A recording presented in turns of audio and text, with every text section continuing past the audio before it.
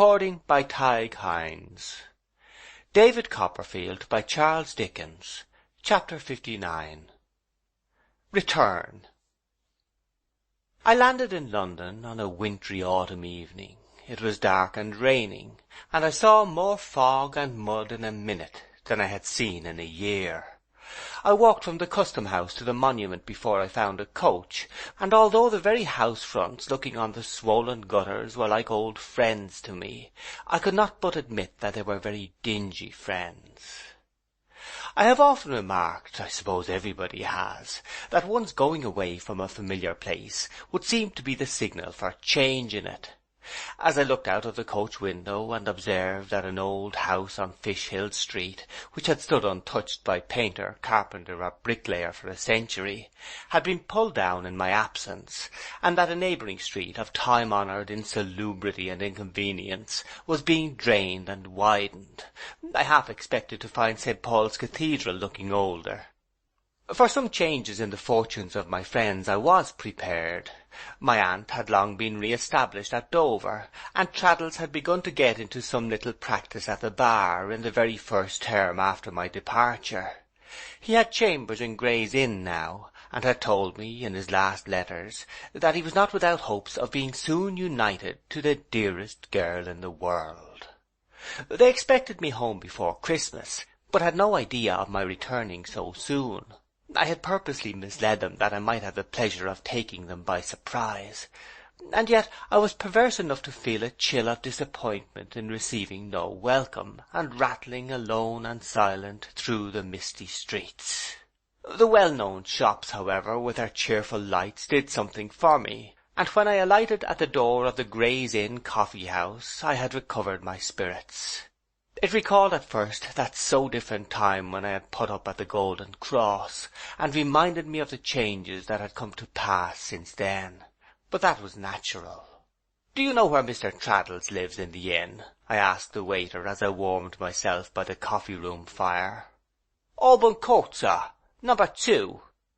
"Mr. Traddles has a rising reputation among the lawyers, I believe," said I. "Well, sir," returned the waiter, "probably he has, sir, but I'm not aware of it myself." This waiter, who was middle-aged and spare, looked for help to a waiter of more authority, a stout potential old man with a double chin, in black breeches and stockings, who came out of a place like a churchwarden's pew at the end of the coffee-room, where he kept company with a cash-box, a directory, a law list, and other books and papers. "Mr. Traddles," said the spare waiter, "number 2 in the court." The potential waiter waved him away, and turned gravely to me. "I was inquiring," said I, "whether Mr. Traddles, at number 2 in the court, has not a rising reputation among the lawyers." "Never heard his name," said the waiter in a rich, husky voice. I felt quite apologetic for Traddles. "He's a young man, sure," said the pretentious waiter, fixing his eyes severely on me. "How long has he been in the inn?" "Not above 3 years," said I. The waiter, who I supposed had lived in his churchwarden's pew for 40 years, could not pursue such an insignificant subject. He asked me what I would have for dinner. I felt I was in England again, and really was quite cast down on Traddles's account. There seemed to be no hope for him.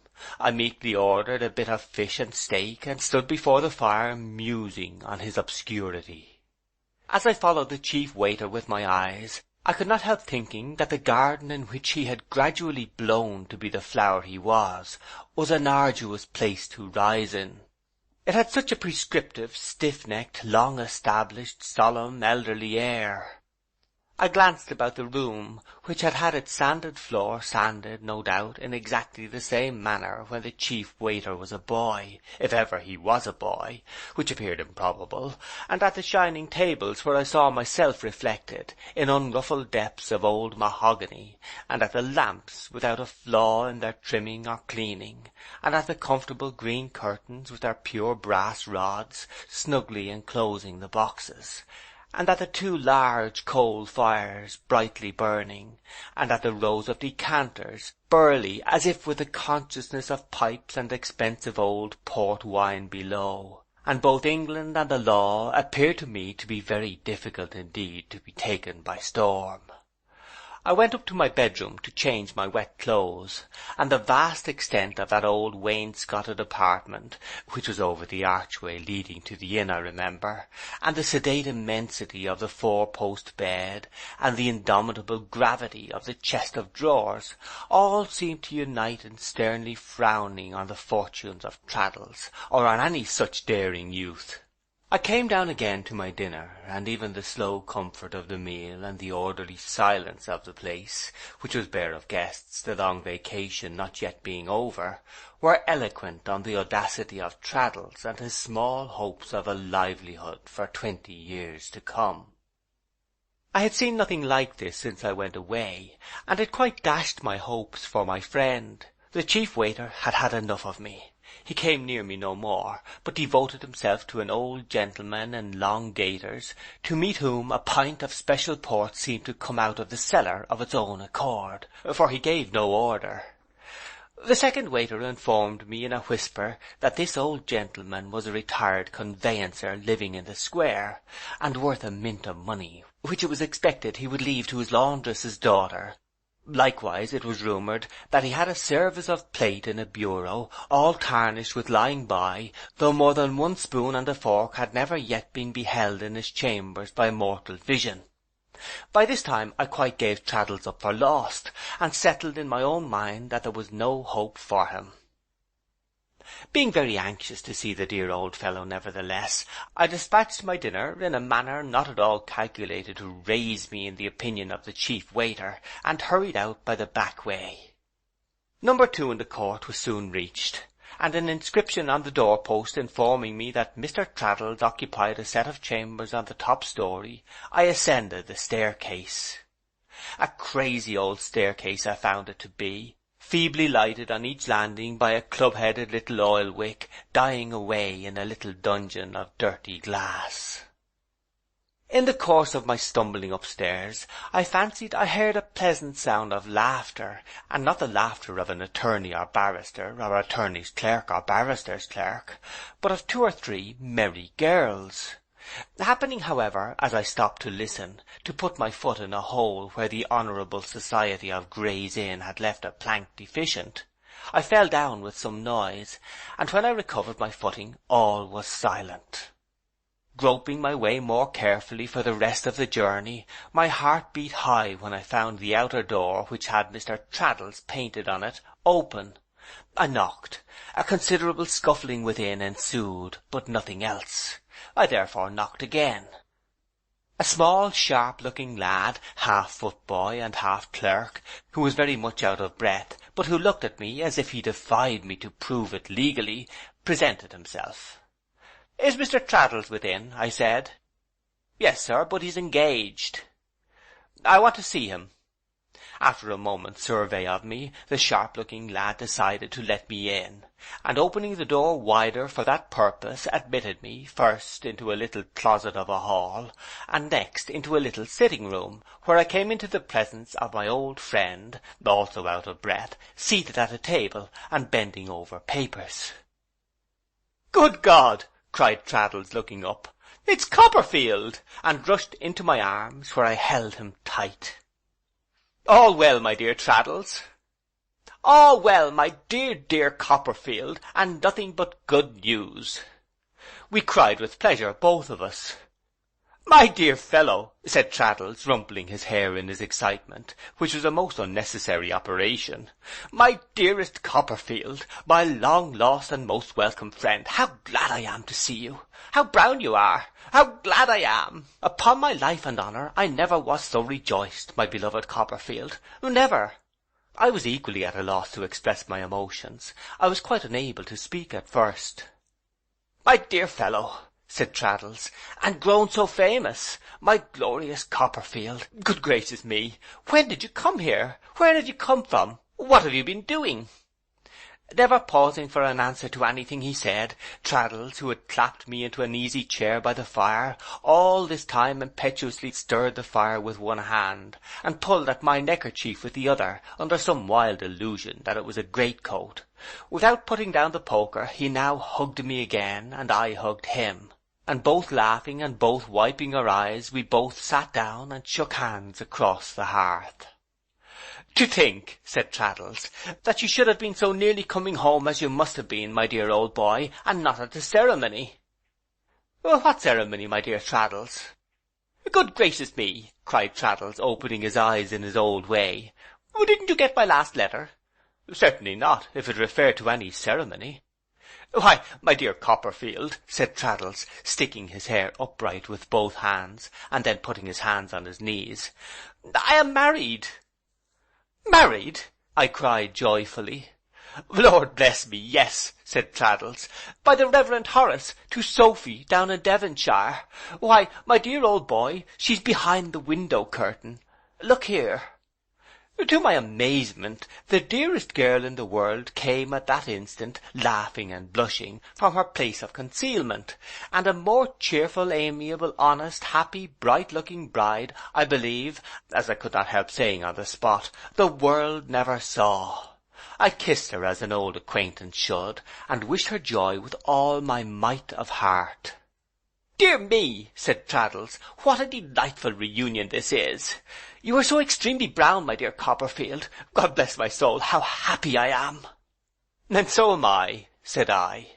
"And I am sure I am," said the blushing and laughing Sophy. "We are all as happy as possible," said Traddles. "Even the girls are happy. Dear me, I declare I forgot them." "Forgot?" said I. "The girls," said Traddles, "Sophy's sisters. They are staying with us. They have come to have a peep at London. The fact is, was it you that tumbled upstairs, Copperfield?" "It was," said I, laughing. "Well then, when you tumbled upstairs," said Traddles, "I was romping with the girls. In point of fact, we were playing at puss in the corner, but as that wouldn't do in Westminster Hall, and as it wouldn't look quite professional if they were seen by a client, they decamped. And they are now listening, I have no doubt," said Traddles, glancing at the door of another room. "I am sorry," said I, laughing afresh, "to have occasioned such a dispersion." "Upon my word," rejoined Traddles, greatly delighted, "if you had seen them running away, and running back again after you had knocked, to pick up the combs they had dropped out of their hair, and going on in the maddest manner, you wouldn't have said so. My love, will you fetch the girls?" Sophy tripped away, and we heard her received in the adjoining room with a peal of laughter. "Really musical, isn't it, my dear Copperfield?" said Traddles. "It's very agreeable to hear. It quite lights up these old rooms. To an unfortunate bachelor of a fellow who has lived alone all his life, you know, it's positively delicious. It's charming. Poor things, they have had a great loss in Sophy, who, I do assure you, Copperfield, is, and ever was, the dearest girl, and it gratifies me beyond expression to find them in such good spirits. The society of girls is a very delightful thing, Copperfield. It's not professional, but it's very delightful." Observing that he slightly faltered, and comprehending that in the goodness of his heart he was fearful of giving me some pain by what he had said, I expressed my concurrence with a heartiness that evidently relieved and pleased him greatly. "But then," said Traddles, "our domestic arrangements are, to say the truth, quite unprofessional altogether, my dear Copperfield.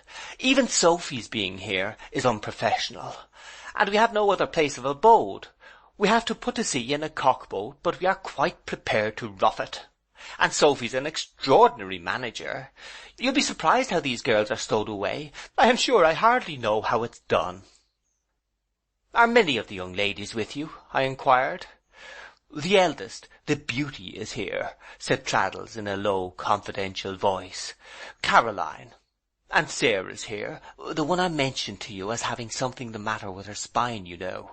Immensely better, and the two youngest that Sophy educated are with us, and Louisa's here." "Indeed!" cried I. "Yes," said Traddles. Now the whole set, I mean the chambers, is only 3 rooms, but Sophie arranges for the girls in the most wonderful way, and they sleep as comfortably as possible. 3 in that room, said Traddles, pointing, 2 in that. I could not help glancing round in search of the accommodation remaining for Mr. and Mrs. Traddles. Traddles understood me. Well, said Traddles, we are prepared to rough it, as I said just now, and we did improvise a bed last week upon the floor here. But there's a little room in the roof, a very nice room when you're up there, which Sophie prepared herself to surprise me, and that's our room at present. It's a capital little gipsy sort of a place. There's quite a view from it. And you are happily married at last, my dear Traddles, said I. How rejoiced I am! Thank you, my dear Copperfield, said Traddles as we shook hands once more. Yes, I am as happy as it is possible to be. There's your old friend, you see, said Traddles, nodding triumphantly at the flower-pot and stand. And there's the table with the marble top. All the other furniture is plain and serviceable, you perceive.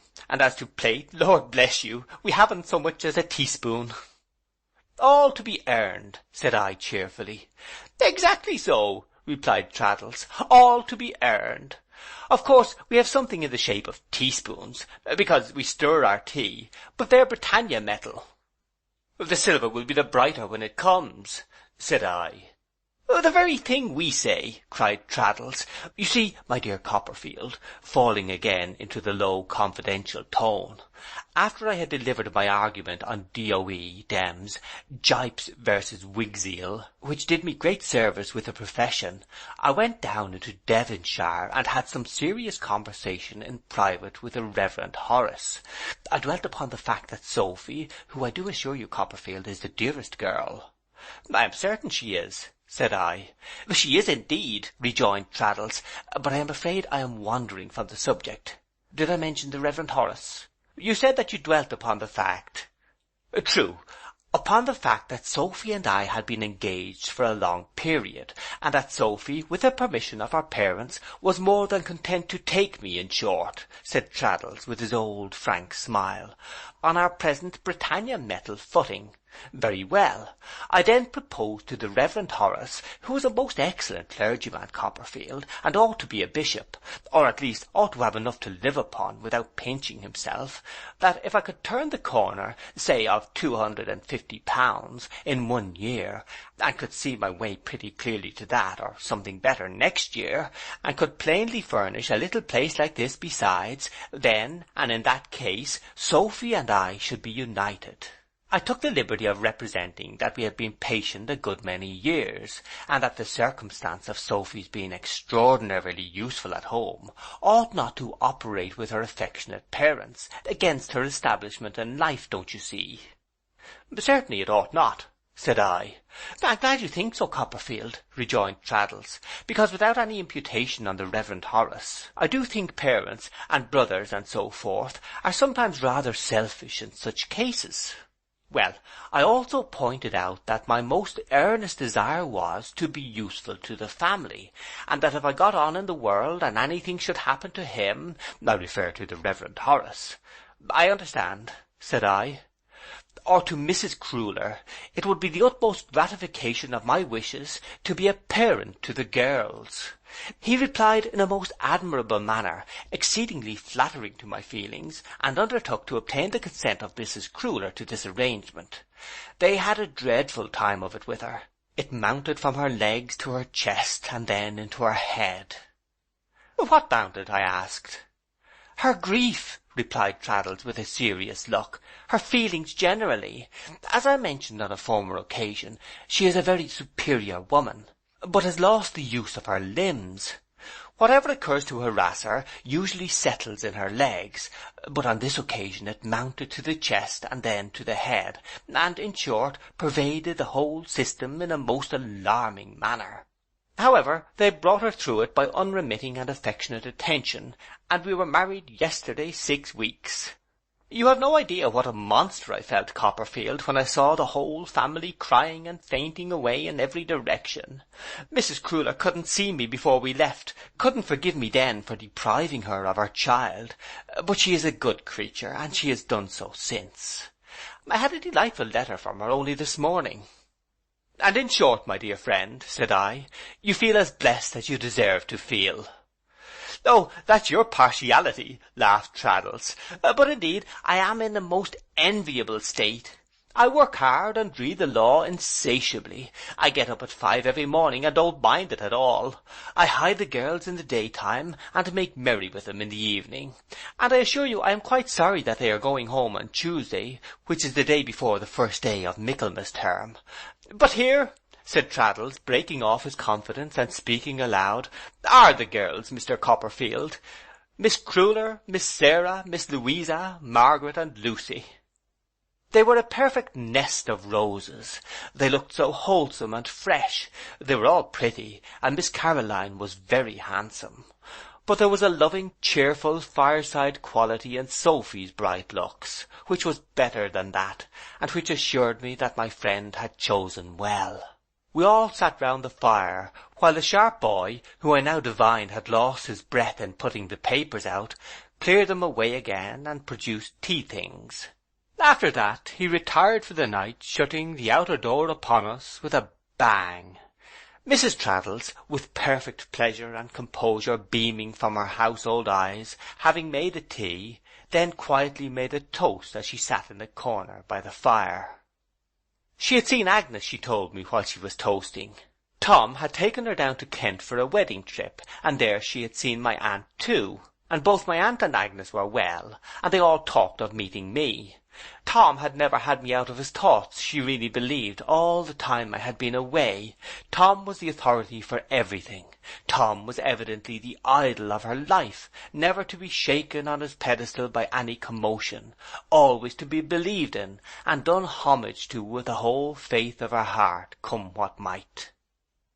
The deference which both she and Traddles showed towards the beauty pleased me very much. I don't know that I thought it very reasonable, but I thought it very delightful, and essentially a part of their character.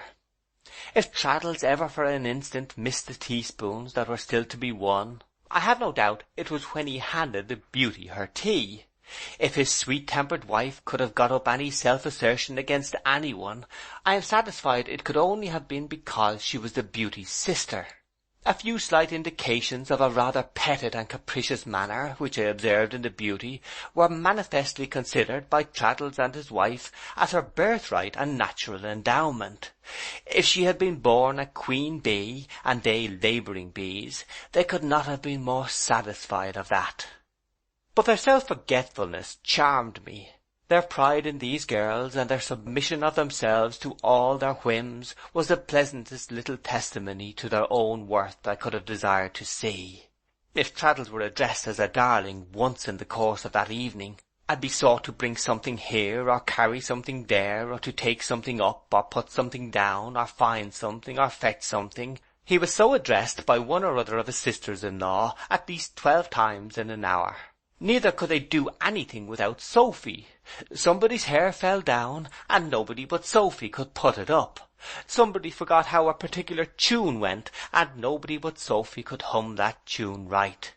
Somebody wanted to recall the name of a place in Devonshire, and only Sophie knew it. Something was wanted to be written home, and Sophie alone could be trusted to write before breakfast in the morning. Somebody broke down in a piece of knitting, and no one but Sophie was able to put the defaulter in the right direction. They were entire mistresses of the place, and Sophie and Traddles waited on them.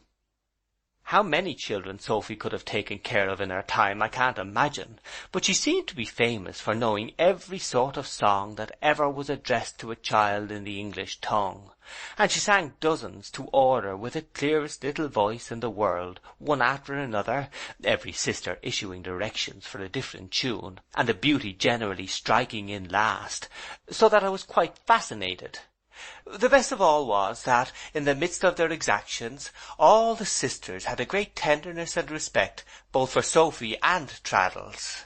I am sure when I took my leave, and Traddles was coming out to walk with me to the coffee-house, I thought I had never seen an obstinate head of hair, or any other head of hair, rolling about in such a shower of kisses.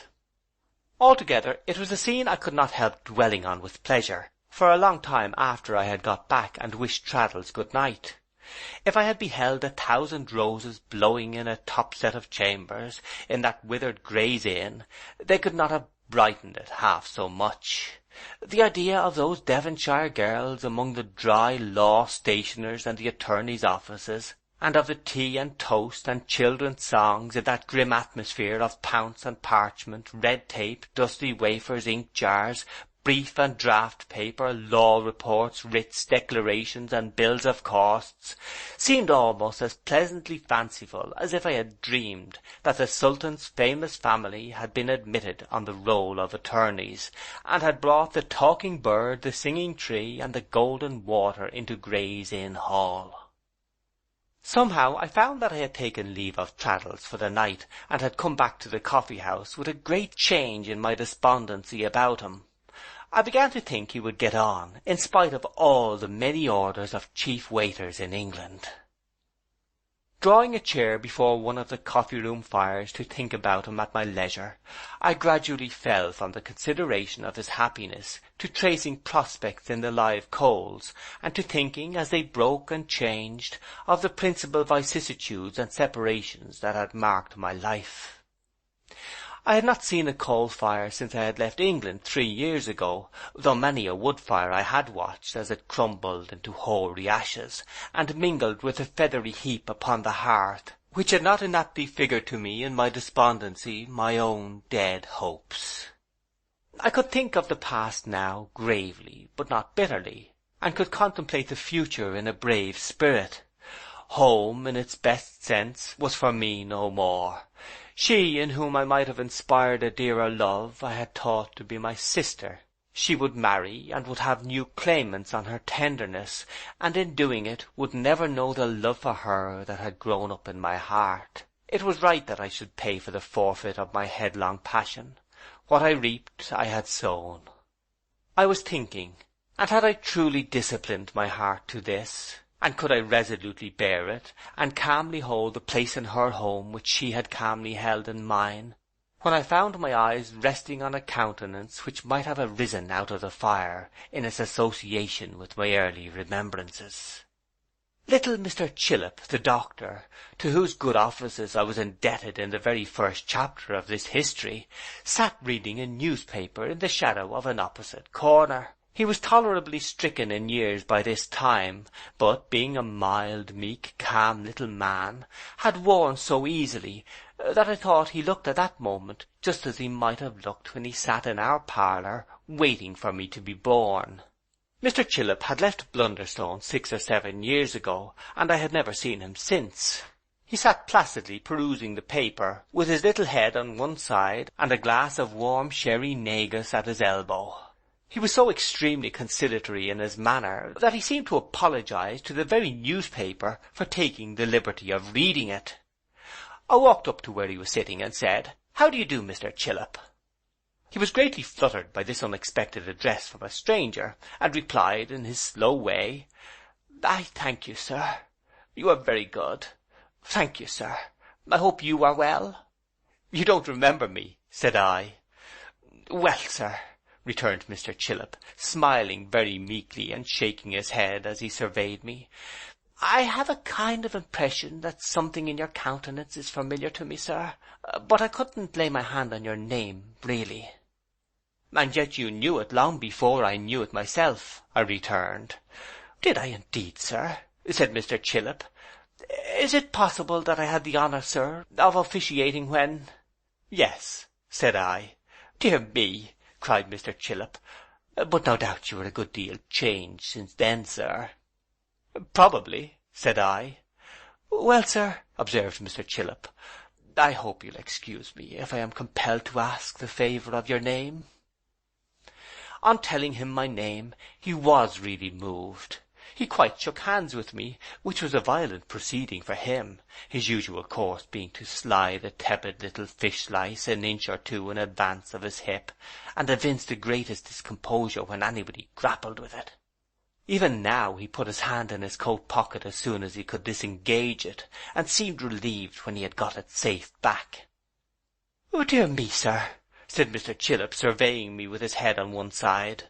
"And it's Mr. Copperfield, is it? Well, sir, I think I should have known you, if I had taken the liberty of looking more closely at you. There's a strong resemblance between you and your poor father, sir. I never had the happiness of seeing my father, I observed. Very true, sir, said Mr. Chillip in a soothing tone. Very much to be deplored it was, on all accounts. We are not ignorant, sir, said Mr. Chillip, slowly shaking his little head again, down in our part of the country, of your fame. There must be great excitement here, sir, said Mr. Chillip, tapping himself on the forehead with his forefinger. You must find it a trying occupation, sir. What is your part of the country now? I asked, seating myself near him. I am established within a few miles of Bury St. Edmunds, sir, said Mr. Chillip. Mrs. Chillip, coming into a little property in that neighbourhood under her father's will, I bought a practice down there, in which you will be glad to hear I am doing well. My daughter is growing quite a tall lass now, sir, said Mr. Chillip, giving his little head another little shake. Her mother let down 2 tucks in her frocks only last week. Such is time, you see, sir. As the little man put his now empty glass to his lips when he made this reflection, I proposed to him to have it refilled, and would keep him company with another. Well, sir, he returned in his slow way, it's more than I am accustomed to, but I can't deny myself the pleasure of your conversation. It seems but yesterday that I had the honour of attending you in the measles. You came through them charmingly, sir. I acknowledged this compliment, and ordered the negus, which was soon produced. Quite an uncommon dissipation, said Mr. Chillip, stirring it, but I can't resist so extraordinary an occasion. You have no family, sir? I shook my head. I was aware that you sustained a bereavement, sir, some time ago, said Mr. Chillip. I heard it from your father-in-law's sister. Very decided character there, sir. Why, yes, said I, decided enough. Where did you see her, Mr. Chillip? Are you not aware, sir, returned Mr. Chillip, with his placidest smile, that your father-in-law is again a neighbour of mine? No, said I. He is indeed, sir, said Mr. Chillip, married to a young lady of that part with a very good little property, poor thing. And this action of the brain now, sir, don't you find it fatigue you? Said Mr. Chillip, looking at me like an admiring robin. I waived that question and returned to the Murdstones. I was aware of his being married again. Do you attend the family? I asked. Not regularly. I have been called in, he replied. Strong phrenological developments of the organ of firmness in Mr. Murdstone and his sister, sir. I replied with such an expressive look that Mr. Chillip was emboldened by that and the negus together to give his head several short shakes, and thoughtfully exclaim, "Ah, dear me, we remember old times, Mr. Copperfield." "And the brother and sister are pursuing their old course, are they?" said I. "Well, sir," replied Mr. Chillip, "a medical man, being so much in families, ought to have neither eyes nor ears for anything but his profession. Still, I must say, they are very severe, sir, both as to this life and the next." "The next will be regulated without much reference to them, I dare say," I returned. "What are they doing as to this?" Mr. Chillip shook his head, stirred his negus, and sipped it. "She was a charming woman, sir," he observed in a plaintive manner. "The present Mrs. Murdstone?" "A charming woman indeed, sir," said Mr. Chillip, "as amiable, I am sure, as it was possible to be. Mrs. Chillip's opinion is, that her spirit has been entirely broken since her marriage, and that she is all but melancholy mad. And the ladies," observed Mr. Chillip timorously, "are great observers, sir." "I suppose she was to be subdued and broken to their detestable mould, heaven help her," said I, "and she has been." "Well, sir, there were violent quarrels at first, I assure you," said Mr. Chillip, "but she is quite a shadow now.